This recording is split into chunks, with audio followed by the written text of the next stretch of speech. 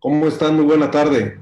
Bienvenidos de nueva cuenta a esta serie de pláticas, de comentarios, de reflexiones relacionadas con el devenir del pensamiento criminológico, la construcción del proceso penal, su naturaleza política y la indagación como un esquema de control social.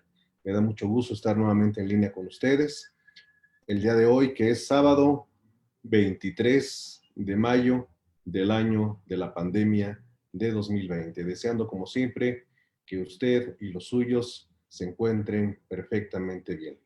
Bueno, pues vamos a comenzar con nuestra sesión del día de hoy.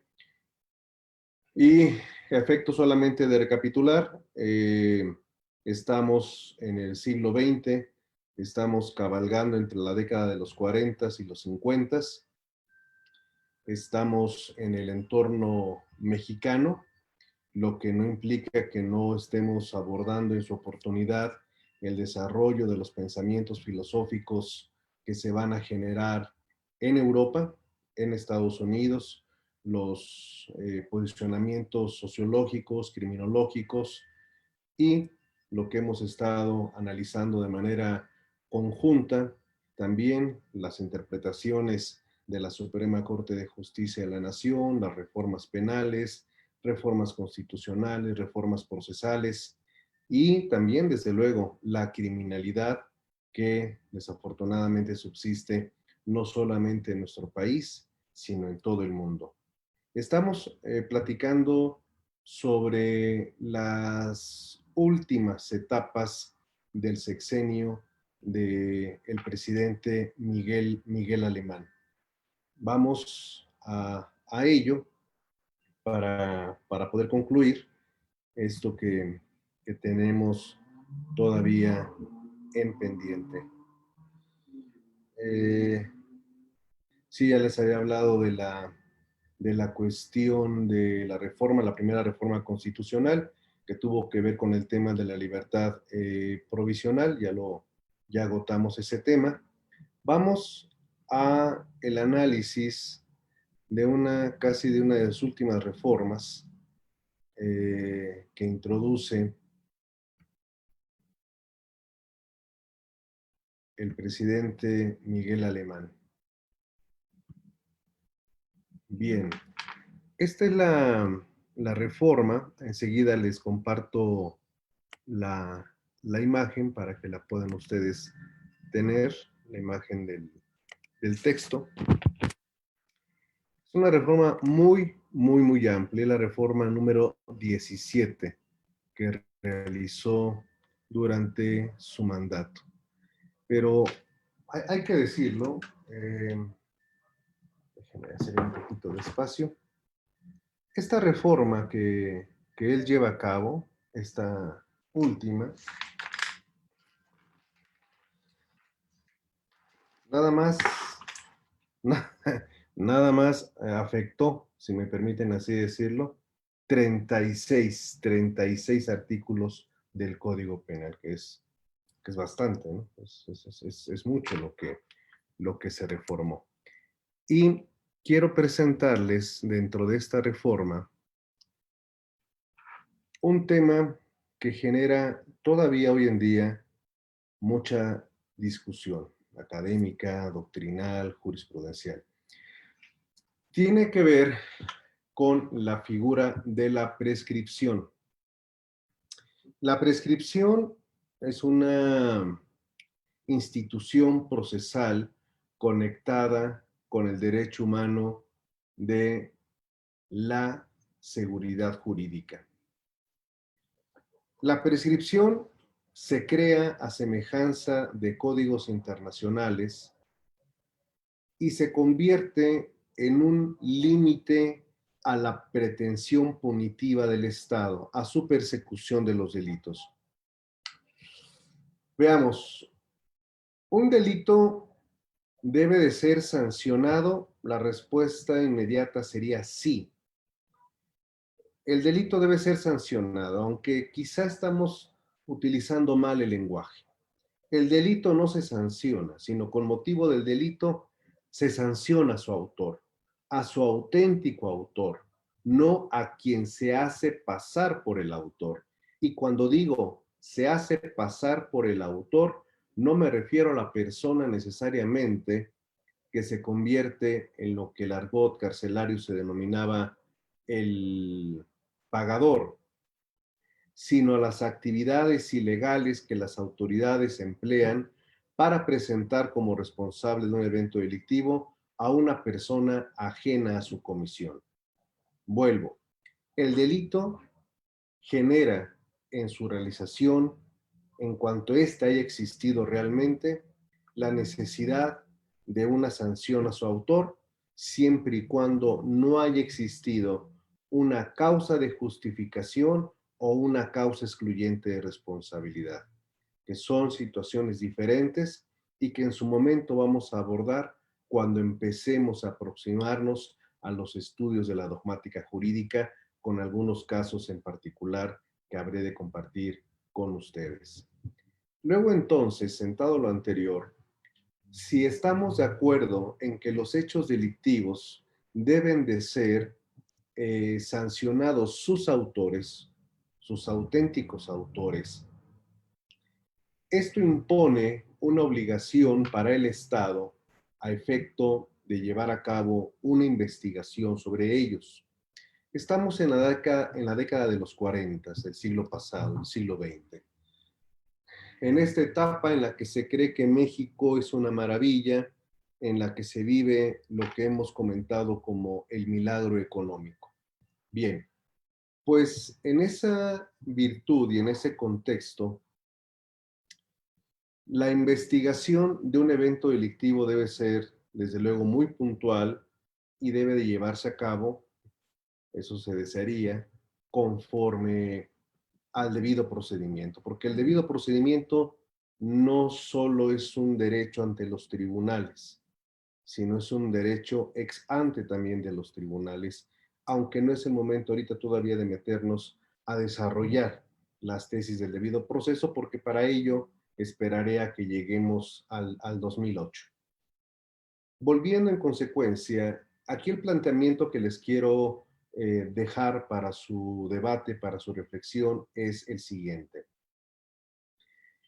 Si estamos hablando de que los hechos delictivos deben de ser sancionados sus autores, sus auténticos autores, ¿por qué razón existe una figura denominada prescripción que impide que por el paso del tiempo el hecho no sea sancionado?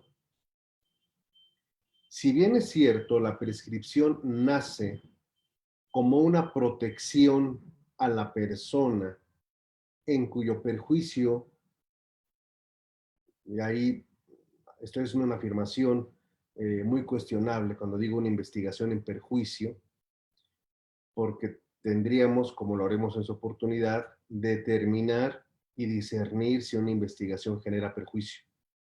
Pero eso también lo vamos a abordar cuando entremos al sistema acusatorio, ya en sesiones concretas del sistema acusatorio. Aquí solamente les estoy dejando en la década de los 40, los 50, este interrogante. Porque si con el paso del tiempo la ley dice ya no se puede perseguir este evento, la ley está permitiendo que haya impunidad, literalmente.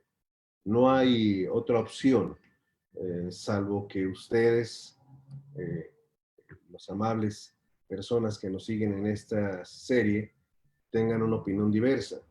El no sancionarse un hecho a sus autores por el paso del tiempo, pues es impunidad, porque el hecho queda sin castigo, los autores quedan sin castigo, y el hecho ahí quebrantó el ordenamiento y ahí quedó para siempre. Aquí entra en juego el papel de la víctima que no ve reparado el daño causado, en caso de que exista, desde luego. Entonces le repara el daño y entonces su derecho humano de acceso a la justicia queda en el limbo, no se concretiza. ¿Hasta qué punto la prescripción como figura procesal puede entrar en pugna con el derecho humano de acceso a la justicia? ¿Y hasta qué punto la ausencia de la prescripción dejaría en el limbo de la persecución, hechos que es obligación del Estado realizar. Me explico. Si se investiga un evento que ocurrió hace 40 años y la persona apenas es aprehendida, porque la investigación se llevó 40 años, podríamos entonces ahora presentar un argumento diferente y nos basaríamos en algo que César de Bonesana expresó en el capítulo 36. No es correcto el 36. Debe ser aproximadamente entre el 8 y el 12, porque está entre los primeros capítulos, cuando habla de la justificación de la pena. Y dice que para que la pena sea eficaz, la pena debe de ser cuasi inmediata a la comisión del hecho, porque si después de que se cometió el hecho pasa tiempo, la pena deja de tener efectos porque a la sociedad se le olvida el hecho con el que está vinculado el castigo y se puede interpretar como autoritarismo. Pero esto es algo que maneja Beccaria. Pero tomando ese argumento para construir el que les voy a proponer, es una persona que está siendo investigada por un hecho, queda abierta completamente la investigación, sin ningún cierre. Esto nos retrotrae a lo que sucedía en el siglo decimonónico en México, que les comenté sobre la figura de la absolución de la instancia. Es decir, te cierro el expediente momentáneamente, pero queda ahí en archivo hasta que encuentre o decida volverlo a abrir. Eso va en contra del derecho de una seguridad jurídica. Entonces, tendríamos que reflexionar sobre la aparente colisión de dos derechos humanos ante la realización de un evento delictivo. Y esto es lo interesante. Un evento delictivo da lugar a la colisión de dos derechos humanos. Por un lado, el acceso a la justicia, que no solamente le compete a la víctima, sino también le compete a la persona investigada como posible responsable del hecho delictivo, pero por la otra imbrica en esta colisión a el derecho humano de seguridad jurídica, que no quede abierta para siempre una investigación.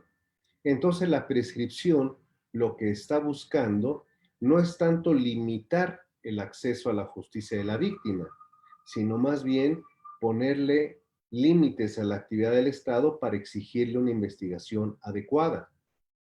Entendida así, la prescripción sería legítima. No entendida así, la prescripción sería inconstitucional. Entonces, les he presentado dos argumentos contradictorios, pero a ustedes les corresponde determinar cuál sería el correcto y el que pudiera tener validez en una impugnación sobre este particular.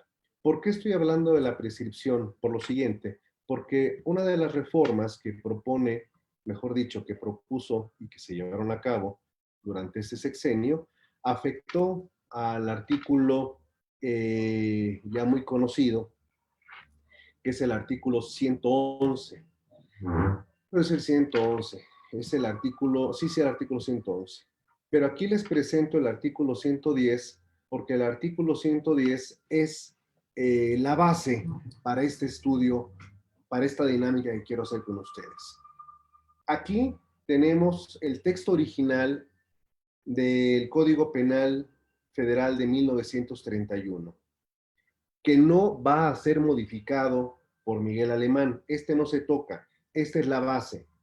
Entonces los invito a que me acompañen a leerlo. Dice, la prescripción de las acciones se interrumpirá por las actuaciones que se practiquen en la averiguación del delito y delincuente, aunque por ignorarse quiénes sean estos, no se practiquen las diligencias contra persona determinada. Si se dejara de actuar, la prescripción comenzará de nuevo desde el día siguiente a la última diligencia. La prescripción va a tener plazos. Va a decir, ¿cuáles son los plazos para que prescriba una investigación? Lo prevenido, texto original del 31. Lo prevenido en la parte final del artículo anterior, el 110, no comprende el caso en que las diligencias se practiquen después que haya transcurrido la cuarta parte del término de la prescripción, pues entonces ya no se podrá interrumpir esta, sino por la aprehensión del acusado. Si desde que se cometió el delito o desde que cesó, si fuere continuo, o desde que realizó el último acto de ejecución en la tentativa, hubiere transcurrido un tiempo igual a la tercera parte del término de la prescripción, tampoco se interrumpirá esta, sino por la aprehensión del inculpado. Cuarta y terceras partes. ¿Qué es lo que va a modificar Miguel Alemán de este artículo que es fundamental? El plazo. Veamos. Las prevenciones contenidas en el artículo anterior no comprenden el caso en que las actuaciones se practiquen después de que haya transcurrido la mitad del plazo necesario para la prescripción, sino entonces esta no se interrumpirá, sino con la aprehensión del inculpado. Permítanme ahora explicarlo. ¿Cuál es la consecuencia de esta reforma? Los delitos, en cuanto al aspecto procesal, sabemos que son de dos tipos: de oficio y a petición de parte. Bien, los de a petición de parte también son conocidos como delitos de querella. Los delitos que se persiguen de oficio, de acuerdo con el Código Penal Federal, el plazo para su prescripción es el término medio aritmético de la pena que le corresponda. Ese es el plazo para su prescripción. Pero tratándose de delitos de querella y teniéndose conocimiento del hecho delictivo y de quién es el posible autor del mismo, a partir de que se tiene ese conocimiento, el plazo para la prescripción es de un año. Un año, 12 meses. 12 meses. Bien.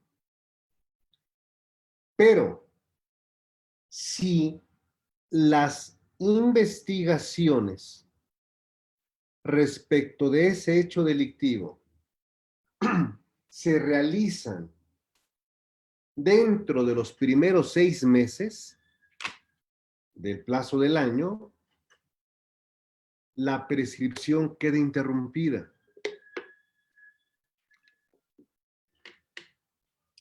Quiero que vayamos a este ejemplo porque en ocasiones cuando nos metemos en números o en plazos, no solemos ser tan claros. Hoy es 23 de mayo del año 2020 y ustedes se percatan, tienen conocimiento ahorita a través de un correo electrónico de que una de sus colaboradoras les ha birlado todo el dinero de la cuenta bancaria utilizando el token que le habían ingenuamente proporcionado para que les ayudara en ciertas operaciones bancarias. Hoy están teniendo conocimiento. Hoy, 23 de mayo del año de la pandemia, de 2020. Bien. De acuerdo con el Código Penal Federal, a partir de hoy tienen ustedes un año para presentar la querella. Pero Malaya, si la presentan a la mexicana, es decir, casi al final del plazo. Me voy a explicar por qué. Si ustedes deciden hacer averiguaciones por cuenta propia, como mucha gente acostumbra hacerlo, y empiezan a enviarles correos, regresan el dinero, donde se están haciendo sabedores del hecho y de quién lo cometió, y creen en la buena fe de las personas, que ese es el otro gravísimo error, pues los tiempos se van a ir pasando. y los van a colocar en este riesgo. Si actúan de manera rápida y decidida y con la información que puedan disponer, se presenta la querella en un mes, es decir, el 22 de junio del 2020, en ese momento en que empiezan a investigarse el hecho, la prescripción queda interrumpida, sin ninguna condición, salvo que se deje de actuar, porque en cuanto se deje de actuar, va a volver a iniciar un nuevo plazo de prescripción. Pero si están ustedes ahí aportando elementos, datos, pruebas, todo, la investigación vive, subsiste. Es como una planta, es como una plantita. Ahí le van echando agüita, le dejan de echar agua, se seca. Ya cuando lo están viendo pachichi, bueno, van y le echan un poquito más de agua, entonces empieza a rejuvenecer. En la planta de la justicia. Bien. Pero si caen en la desidia de decir, sí, vamos a ver, igual nos regresa el dinero, vamos a tener confianza, esas cosas, y se les ocurre presentar la querella después de 6 meses, ¿por qué? ¿Por qué 6 meses? Porque si el plazo para la prescripción es un año, ¿qué dice el artículo? Las prevenciones contenidas en el artículo anterior no comprenden el caso en que las actuaciones se practiquen después de que haya transcurrido la mitad del plazo necesario para la prescripción. Ahí le puse paso, pero es plazo, plazo. Luego el autocorrector es medio latoso, los duendes, mediante el plazo. Ahí está. ¿Ok? Si se presenta después de la mitad de ese plazo, entonces ya no se interrumpe. ¿Cómo es eso? Veamos. ¿Qué dijimos que es? Mayo. Junio, julio, agosto, septiembre, octubre, noviembre. Tienen que presentar la querella antes del 22 de noviembre. Pero, ya saben, ¿no? No, que luego y que mañana es que espere, se queda ocupado, que no sé qué tanto, a ver a qué despacho contrato, y no le quiero pagar al abogado. Me han platicado, ¿no? Bueno, total, presentan ustedes su querella el 25 de noviembre, después de 6 meses de cometido el evento. ¿Qué significa ello? Que les quedan 5 meses, 26 días para detener a la persona. 5 meses, 25 días para detener al culpable, porque es la única manera en que se puede interrumpir la prescripción. Entonces, en esos 5 meses, 25 días, tienen que integrar la carpeta de investigación, porque esto sigue actual. En aquel tiempo, la averiguación previa, el ejercicio de la acción penal, la consignación, acá, la carpeta de investigación, su judicialización, orden de comparecencia u orden de aprehensión, y hasta que esté la persona materialmente detenida, en ese momento se interrumpe la prescripción. Van a poder integrar una carpeta de investigación o una averiguación previa. En 5 meses quizás sí, pero quizá no. Y a lo mejor le integran, y a lo mejor giran orden de aprehensión, pero si no se ejecuta esa orden de aprehensión en ese plazo, se acabó. Es decir, se presentó la querella el 25 de noviembre y se logra judicializar el 20 de mayo de 2021, sí, pero se libró la orden de aprehensión, pero no se la ha detenido. Y se le detiene en agosto del 2021. ¿Saben qué van a alegar? Está prescrita, su señoría. El caso está prescrito. ¿Hubo un hecho delictivo? Sí, claro que lo hubo, pero está prescrito porque la ley es clarísima, artículo 111. Oiga, pero la víctima, pues sí, pero la ley dura lex. Esto es algo que en el ámbito penal, y aquí, bueno, hago un paréntesis porque me voy a referir a la deontología procesal penal, toda persona que ejerza su profesión en esta apasionante rama, que es el derecho penal, debe de tener como norma, se sugiere, al conocer de un caso, independientemente del hecho, independientemente del código de evidencia, independientemente de la calificación jurídica, es la prescripción, la prescripción. Saber, aunque sea de oficio y aunque sea a petición de parte, se tienen que tener claros los plazos en que se ha cometido, porque de lo contrario, un error de interpretación puede culminar en un fracaso ante los tribunales o ante la propia fiscalía. De ahí la relevancia de ello. Uno de los más grandes penalistas que han existido en nuestro país, que afortunadamente son varios, pero que desgraciadamente ya no nos acompaña en este plano existencial, que escribió, entre otros temas sobre él, la prescripción, fue el gran maestro don Sergio Vela Treviño, cuya obra sigue siendo tan vigente y necesaria de consulta.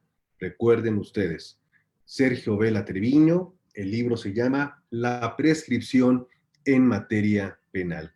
No está en PDF, hay que conseguirlo. La publicación que logré obtener en aquel tiempo era editada por Editorial Trillas. No sé si todavía exista Trillas, pero si buscan por ahí en internet van a encontrar esa obra que es fundamental, se la recomiendo muchísimo. La prescripción de don Sergio Vela Treviño. Bueno, eso es lo que tiene que ver con esta cuestión. Y aquí, miren lo que les pongo. Esto es lo que se decía, cuando terminó su sexenio Miguel Alemán Valdés. Alibaba, con sus 40 ratas, ha dejado a este pueblo en alpargatas, pero el sultán se siente muy feliz gastando sus millones en París. Si un nuevo sol en las alturas brilla, maldito sea el sultán y su pandilla. ¿Mm? Allá en la Ciudad de México hay un barrio muy bonito, entre muchos otros, hay barrios extraordinarios. Este se caracterizó por la opulencia, porque lo hicieron entre Miguel Alemán y sus socios. Ese barrio lleva por nombre Polanco. Ellos lo compraron, notificaron y ahí construyeron. Todo Polanco, sus 5 secciones. En esos tiempos del milagro económico, el milagro mexicano. En fin, bueno. Pues ahora vamos a otra parte de nuestras sesiones. Bueno, vamos a continuar pues con las sesiones, pero ahorita les comparto la pantalla. Estamos pues prácticamente a finales de la década de los 40, estamos en el 48, 49 más o menos, pero quiero platicarles de algunas situaciones que son relevantes. Vamos a ellas. Vean nada más el porte, la presencia. Espero que si logramos subsistir a lo post-pandémico, porque en estos tiempos nada es seguro, pero si lo logramos hacer, qué bonito sería en el caso de los caballeros, me refiero, porque pues las damas tendrán sus decisiones propias, pero que los caballeros volviéramos a usar sombrero. Qué bonito haber sido ese tiempo. Eso es lo más bonito de los 40, los 50, la elegancia, el uso del sombrero, el bastón, todas esas cosas. Debe haber sido muy, muy fabuloso. Bueno, ahí ve nada más ahí el señorón, su traje, su corbata y su sombrero, ahí acompañándolo en el vuelo del avión. Este hombre nació en Marsella, en Francia, en el sur de la República Francesa. Desde niño tenía una habilidad para el dibujo impresionante, una gran habilidad para dibujar. Pero inclusive dibujar con detalles en miniatura sin usar lentes. talento innato, talento innato. Entonces, su papá le pidió que lo ayudara en su taller, hacían cuestiones como de alfarería, ese tipo de cosas, entonces para los grabados. Y al ir creciendo y al irse involucrando en ciertos sectores de la sociedad marbellesa, un sujeto le dijo, oye, tú eres muy bueno para dibujar, ¿eh? ¿Por qué no te dibujas un billete como este? Y dijo, bueno, empezó a dibujarlo y empezó a falsificar billetes. Fue detenido, fue enviado a prisión, a la Guyana Francesa. Se escapó en 2 ocasiones porque la primera valió, no le salió la fuga. Y la segunda logró llegar a Venezuela. En Venezuela volvió a hacer lo que sabía hacer, falsificar. De ahí se pasó a Colombia. ¿Qué hizo en Colombia? Lo que sabía hacer, falsificar. Pero Héctor Donadieu, que es su nombre, se metió en una cantina a jugar con un italiano. Y pues ahí estaban apostando. ¿Qué creen que le apostó este señor al italiano? Porque el italiano ya no traía billete. Entonces le dijo, bueno, te apuesto tu nombre. Sí, te apuesto tu nombre y tu pasaporte. Le ganó. Y entonces a partir de ese momento, este individuo se llamó Enrico San Pietro. Y Enrico San Pietro se vino a México. Y en México, ¿qué hizo? Pues se puso a falsificar billetes, pero lo detuvieron. Poco le duró el gusto. Si poco le duró el gusto, ¿por qué es tan relevante? Porque lo metieron a Lecumberri, al Palacio Negro.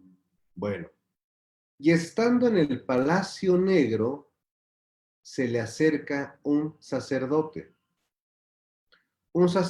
que se encontraba recluido en Lecumberri. Ese sacerdote se llamó, o se llama, no sé, no, se llamó Aurelio Jiménez, José Aurelio Jiménez.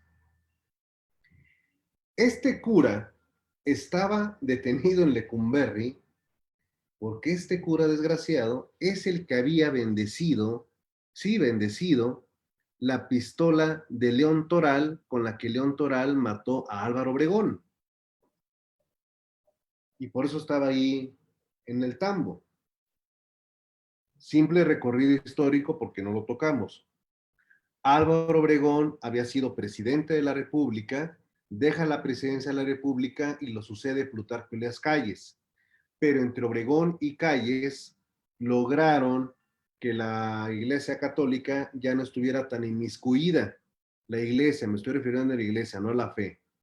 La Iglesia ya no estuvieran de metiches en las cuestiones de la política nacional, como les encantaba estarse metiendo y metiendo y metiendo. A ver, ustedes a sus templos. Y si se salen de sus templos, les quitamos sus templos. Es lo que había pasado en la Reforma, es lo que había pasado con el sexto virrey. O sea, esto no es nuevo, es lo que ha pasado en Francia, lo que ha pasado en Italia, lo que ha pasado en grandes capitales del mundo occidental, que la iglesia se siente como en la Edad Media, ¿no? Ay, quiero retomar poder y todo eso. Pero bueno, entonces, cuando Obregón vuelve a contender por la presidencia, gana las elecciones. No está muy a gusto Plutarco Elías Calles porque él tenía otro gallo, pero bueno, gana Álvaro Obregón, unos diputados lo invitan a desayunar en la Bombilla de San Ángel, en el sur de la Ciudad de México. León Toral se le acerca para hacerle su caricaturita y en lo que se la muestra, le vacía la pistola. Dicen, dicen. Esto cuando les digo dicen, desde luego que hay sustento, porque no vengo aquí a contarles chismes. Hay sustentos en investigaciones de que el cuerpo de Álvaro Obregón presentaría orificios de distinto calibre, lo que nos hablaría de un segundo tirador. Y no estoy hablando de Otón, el caso de Colosio, estoy hablando del caso de Álvaro Obregón.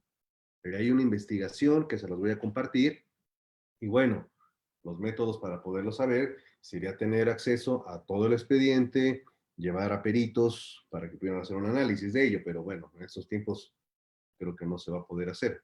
Pero bien, entonces, este sujeto que mata a Obregón es detenido, León Toral. Su abogado fue uno de los grandes penalistas, don Demetrio Sodi. Lo defiende, pero queda condenado y le dan crán ahí en Lecumberri, lo fusilan. Entonces el padre, Aurelio, que había participado en esta trama, dentro del movimiento cristero que asoló a la región del Bajío, es el que le dice a Enrico San Pietro: oye, pero pues tú estás aquí, tú deberías estar afuera. Vamos a hacer una cosa, le dice Aurelio, el padrecito Aurelio. Tengo mucho poder. Y vaya que lo tenía. Porque mucha gente me sigue mandando feria, en las organizaciones que están con nosotros, los sinarquistas, todo, me mandan billetes, me mandan mensajes, pues aquí puedo hacer lo que yo quiera. Entonces voy a organizar tu fuga para que tú te vayas. Pero cuando te vayas, te tienes que comprometer con nosotros, en nuestro grupo que se llama La Causa de la Fe.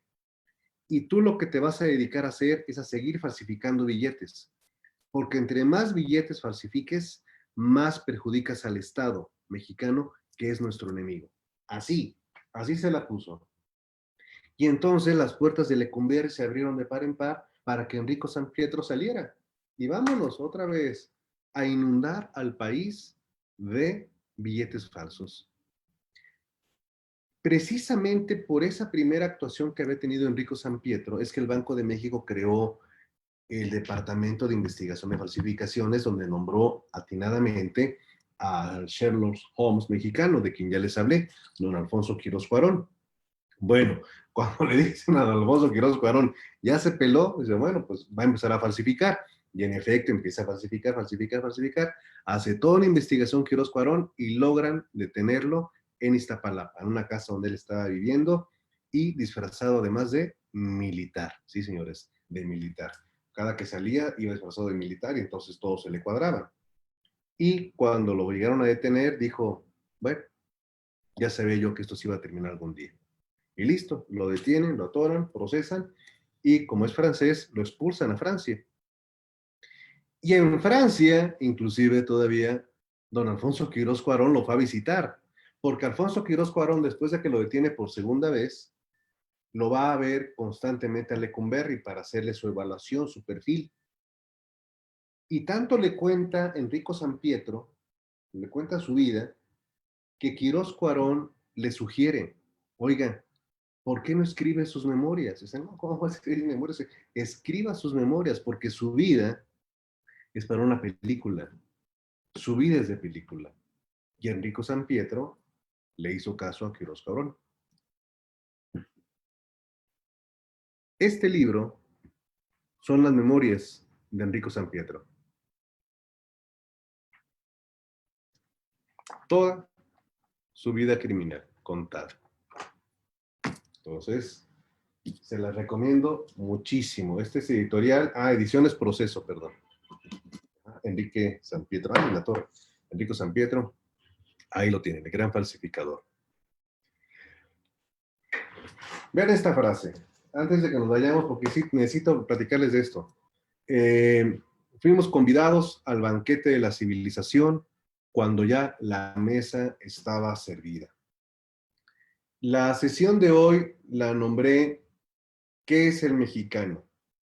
Y aquí agárrense porque a lo mejor no nos va a gustar mucho algunas cosas de las cuales les voy a platicar, pero tenemos que hacerlo.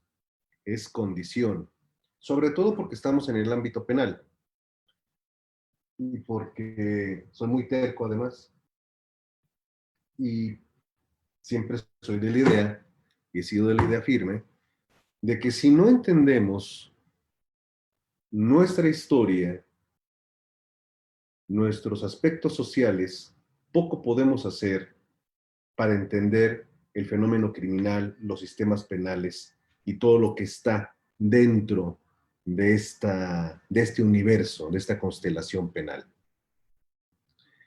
Voy a platicarles aquí rápidamente, que aunque me gustaría hacerlo como siempre les digo, más extensamente, de dos grandes autores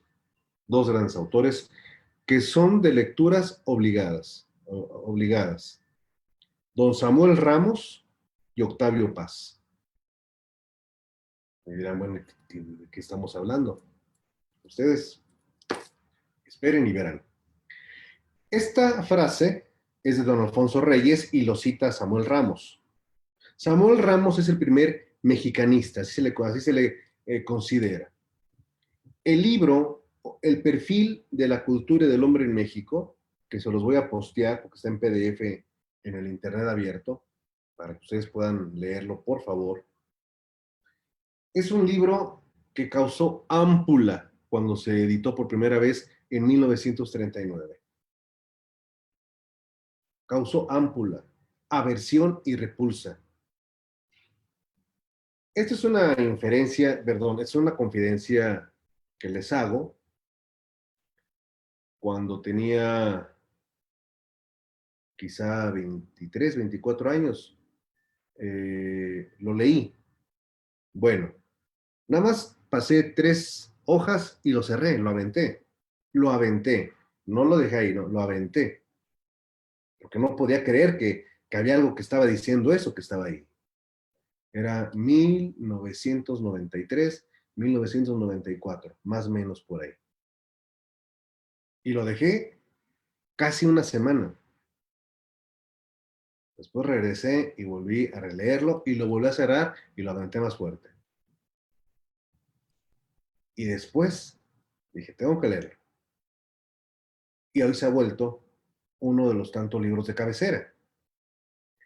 ¿Qué tanta repulsa generó cuando se publicó que cuando viene la tercera edición de 1948, Samuel Ramos tiene que hacer una explicación en su prólogo, diciendo, a ver, amo a Camanos, espérense, tranquilos.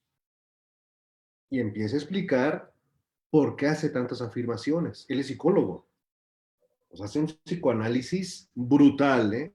Brutal, brutal, brutal. Su alumno, cuya obra también recomiendo, esa debe de estar en librerías, su alumno se llama o se llamó Santiago Ramírez.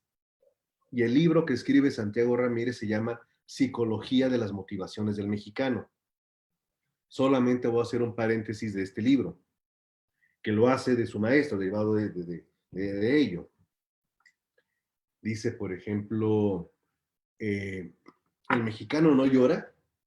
Es cierto eso de que, no, tú aguántate, no chilles porque eres hombre y todo eso. Y dice, claro que el hombre llora. Y saben a quién se pone a analizar, no en cuanto a su perfil, sino en cuanto a sus letras y al mexicano, a José Alfredo Jiménez. Analiza, psicoanaliza las letras de José Alfredo Jiménez y algunas de Miguel Aceves Mejía. Huelga decir que las conclusiones son devastadoras para los que adoramos la música mexicana. No por eso la dejamos de escuchar, pero es un enfrentamiento enorme. Entonces, miren ustedes, les voy a leer algunas partes porque sí necesito leérselas para que ustedes vean el nivel de este libro. Son algunas frases, algunas partes para que ustedes lo lean.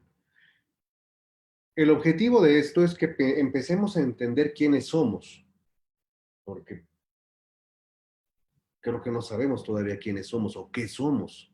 Y no estoy en las cuestiones del ser, no, no estoy en la posición de Nietzsche o en otros temas, no, no, no. Aquí estamos en lo mexicano. Para empezar, una vez saliendo de la facultad me decía un compañero, estábamos ahí debatiendo, no recuerdo qué tema, y me dice, a ver, dame una bofetada cultural. Y le dije, dime, ¿qué es México? ¿Qué significa la palabra México? Entonces, desde ahí podemos empezar, ¿no? Mexincoatl, el ombligo en medio de la luna. Antes hacía esto con mucha crueldad, sí, lo reconozco, con mucha crueldad. Les decía, lo dejé de hacer ya varios años. Entraba a un salón y les decía, levanten la mano quienes son chilangos. Ah, levantaban la mano, ¿no? Bueno, no todos, no todos. Dije, bien, ahora levanten la mano quienes son orgullosamente chilangos. Ay, sí. Dije, muy bien. Ahora díganme, ¿qué es chilango? Chilango, dice, es el que vino de la República y vive aquí. No, no, no, decían otros, no, no, no.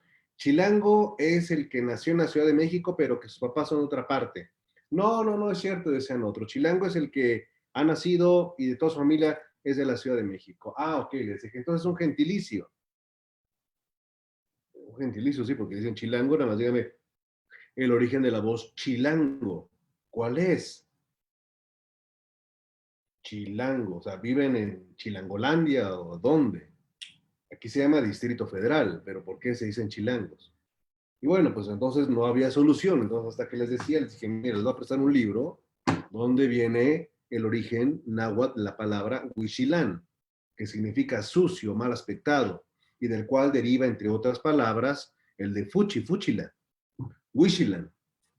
Y de ahí viene la derivación de chilango.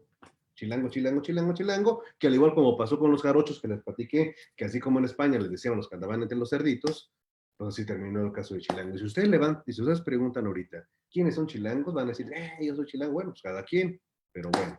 Entonces, esto es parte de lo que les quiero platicar, porque aquí Samuel Ramos lo que nos va a compartir es el análisis del mexicano. Nos va a hacer el perfil de tres figuras en México. Tres tipos de mexicanos. Mexicanas también, obviamente. No estamos en un debate de género. Vean, primer figura, el pelado, así, el pelado, el pelado. Para descubrir el resorte fundamental del alma mexicana, fue preciso examinar alguno de sus grandes movimientos colectivos.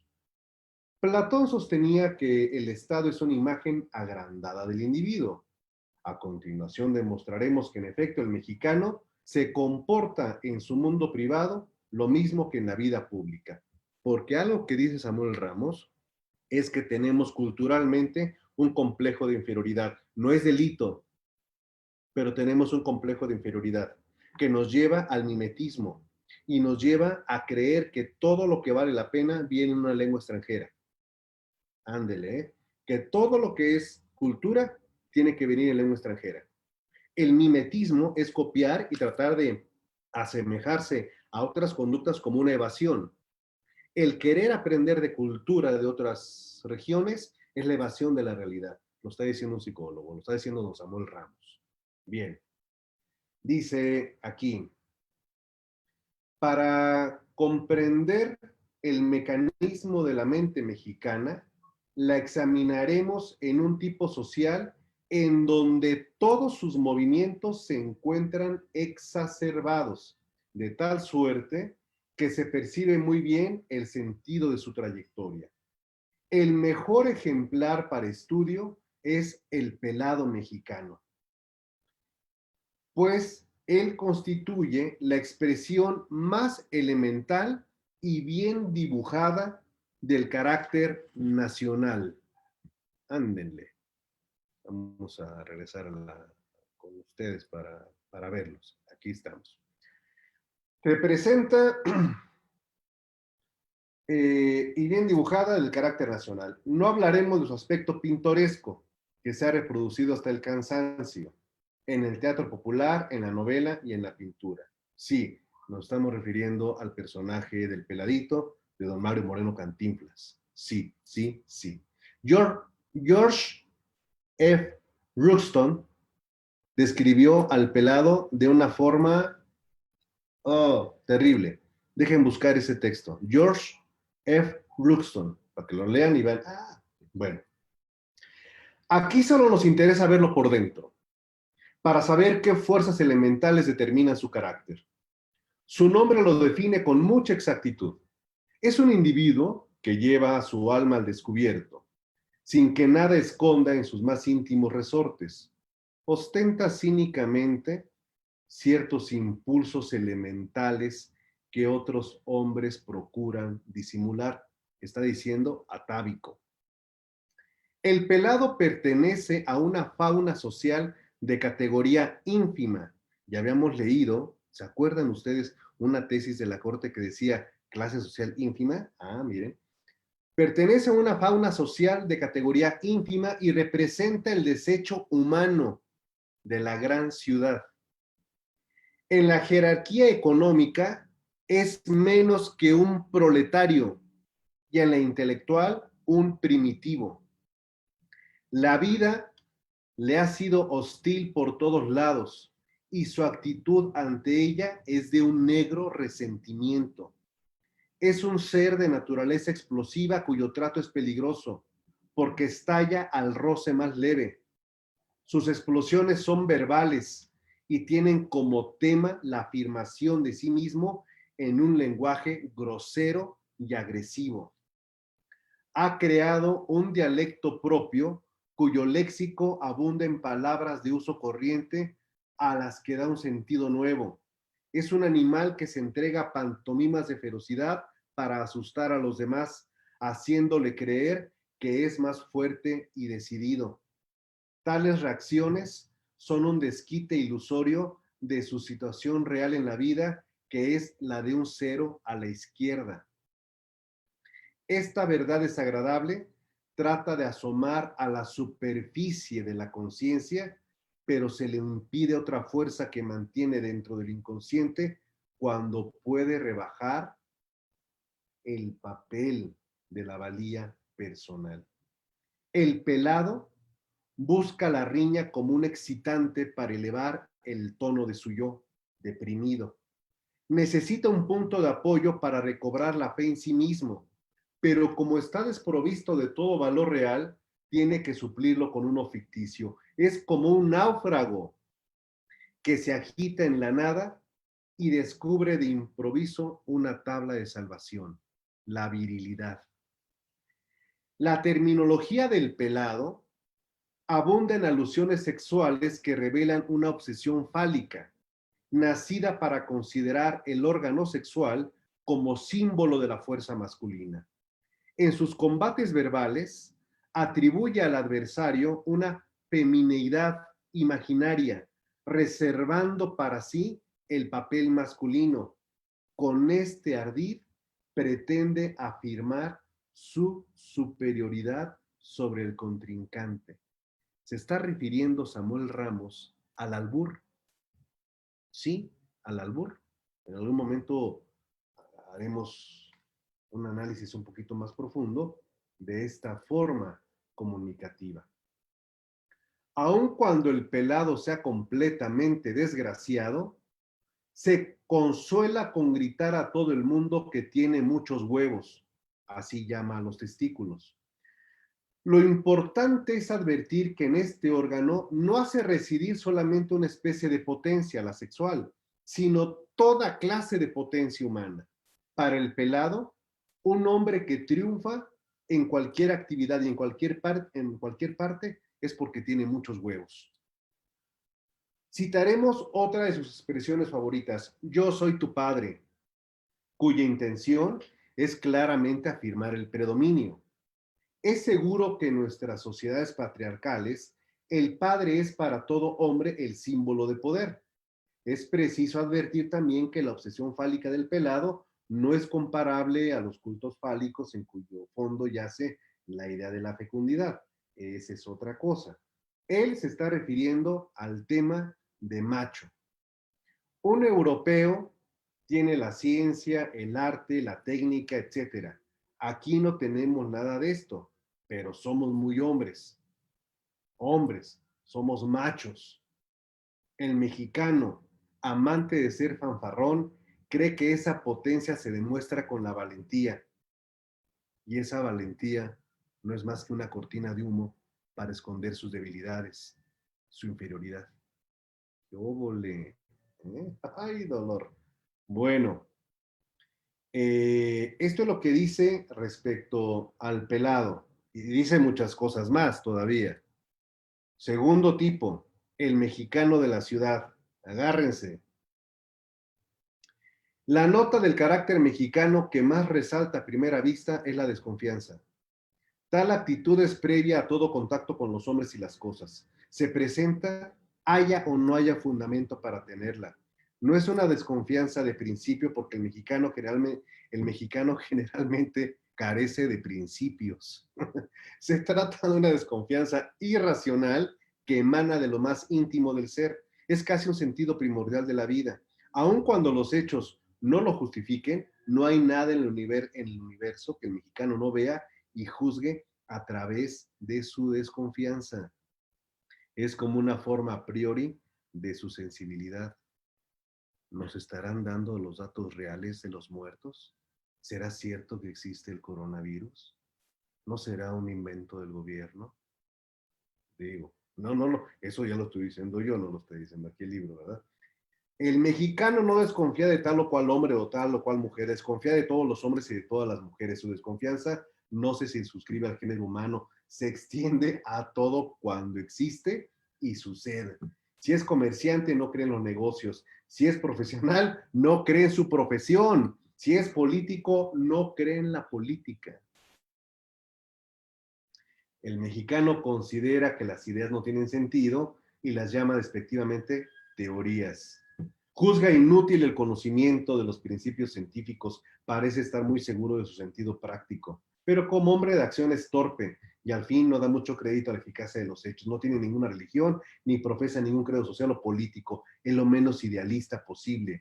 Niega todo sin razón ninguna porque él es la negación personificada. El mexicano de la ciudad, el mexicano citadino. Bueno, dice, pero entonces, ¿por qué vive el mexicano? Tal vez respondería que no es necesario tener ideas y creencias para vivir, con tal de no pensar. Y así sucede. En efecto, la vida mexicana da la impresión en conjunto de una actividad irreflexiva, sin plan alguno. Cada hombre en México solo se interesa por los fines inmediatos. Trabaja para hoy y mañana, pero nunca para después. El porvenir es una preocupación que ha abolido de su conciencia. Hoy vivo millonario, mañana mendigo. Así dice la canción, ¿verdad? Bueno, y el tercer tipo que analiza Samuel Ramos, el burgués mexicano. Dice, aquí está. Ocupémonos desde luego en definir con qué elementos realiza el mexicano burgués su obra de ficción, o en otras palabras, qué reacciones suscita su sentimiento de inferioridad. La operación consiste en su forma más simple, en superponer a lo que se es la imagen de lo que se quiere ser y dar este deseo por un hecho. Una vez su deseo se limita a evitar el desprecio o la humillación, fundamental. Y después, en escala ascendente, encontramos el deseo de valer tanto como los demás, el de predominar entre ellos y, por último, la voluntad de poderío. La empresa de construir la propia imagen conforme a un deseo de superioridad demanda una atención y un cuidado constante de uno mismo. ¿Y Reyes? Esto convierte a cada mexicano en un introvertido, con lo cual pierde correlativamente su interés como tal. Considera a los hombres y las cosas como espejos, pero solo toma en cuenta aquellos que le hacen ver la imagen que a él le gusta que reflejen. ¿Asociación diferencial? Es indispensable que otros hombres crean en esta imagen para robustecer él su propia fe en ella. Así que su obra de fantasía se realiza con la complicidad social. Mercadotecnia. No pretendemos nosotros afirmar que este fenómeno es propio y exclusivo del mexicano. Ningún hombre normal, sea cual fuere su nacionalidad, podría vivir sin el auxilio de ficciones parecidas. Pero una cosa es aceptar pragmáticamente el influjo de una ficción sabiendo que lo es, y otra cosa es vivirla sin caer en la cuenta de su mentira. Ándele nomás. Samuel Ramos, el perfil de la cultura y del hombre en México. Ir entendiendo la psicología del mexicano nos podría ayudar a entender la psicología del crimen en México. Se los dejo a su consideración.